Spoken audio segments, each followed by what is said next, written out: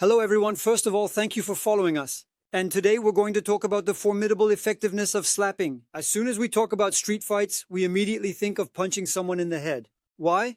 Because in fact, in a fight, the symbol of punching is crystallized in male culture. In fact, it sounds good to say, I'm going to throw a punch as soon as we're angry. We say, I'm going to punch you in the face. We don't say, I'm going to slap you now. What's important to remember is that the punch isn't necessarily the most effective. You'll see later. In slapping, what you need to remember is that it's often associated with something much more feminine, and you'll see that we can turn it into a destructive weapon. Several points will be discussed in the video. First point, why is slapping interesting?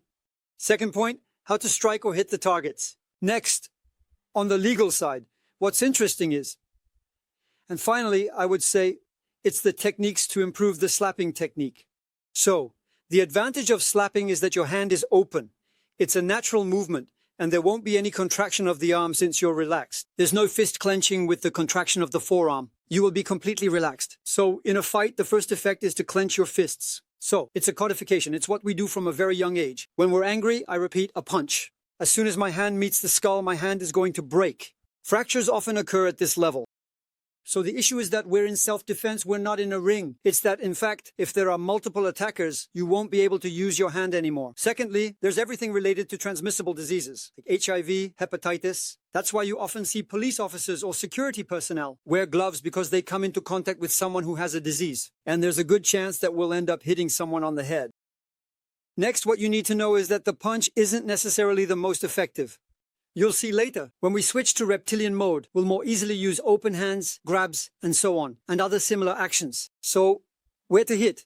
You don't just hit anywhere. You can go for the ear.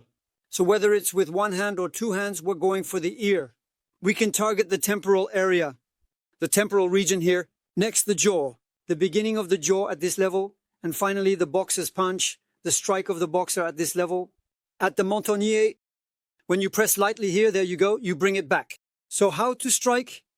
It's very important to be relaxed in your body from the wrist to the shoulder. The strike will undoubtedly start from the ankle. In fact, we're actually going to carry out a rotation, which will engage the hip, engage the shoulder, and total relaxation. And the strike will be delivered from top to bottom. So, it can be done here with the hand, always safely, or when he strikes to be able to block. Also, the whole rotation happens, we strike. It can be done at this level. If you're in a state of calm, things can escalate. He hits me from that side with a hook, I block, I strike. It can also be done from the side. I'm here safe. I strike the nose. Always from top to bottom. Here we're going to work on the cervical area. The GIF is classified in a certain category. You should know that in July 2016, the GIF and the FEC for children were classified under what we call educational violence. This means that we don't classify the slap at all in the same category as a punch. Courts. If one day you find yourself having to defend yourself, if you slap someone, no matter the impact, it won't fall into the same category at all. The judge will see it in a much less violent way. I wouldn't call it educational, but it's less violent than a punch. This can help you get out. Let's say not too bad. Of a fighting situation. So, the first thing is to practice in the air to find the right movement. So always rotate. Bring the body in, the shoulder lifts, we relax, we strike. Alright, so think of a wave-like movement. Here, we strike. Once you've memorized the movement well, both in your mind and in your body, you have the feeling. Very slowly, very, very slowly, you repeat the movement. Very slowly. You think about striking with the body, not just with the, there you go. Always think about, I rise, relax, we strike. A high level, once you hit the high step, you definitely had the feeling of having the power. It's about making a very short strike. Let me explain. If there's a large range of motion, he will read your movement. All right, so there won't be any surprises. I remind you that we can do it from a very, very short distance. On the other hand, if you're here, rotate, you strike, it goes very, very fast. Once again, don't raise your arm too high, just here, we strike very short. In fact, what's interesting, once again, is not to slap like a buzz. I'm going to do it slowly. I'm here, I'm discussing here rotation, very fast, no amplitude, it's the body. So here I control, of course, but it's important. Instead of doing that, a big movement, definitely not. Here, boom, very short and always top to bottom. because the person is going to have a tendency to lower their head.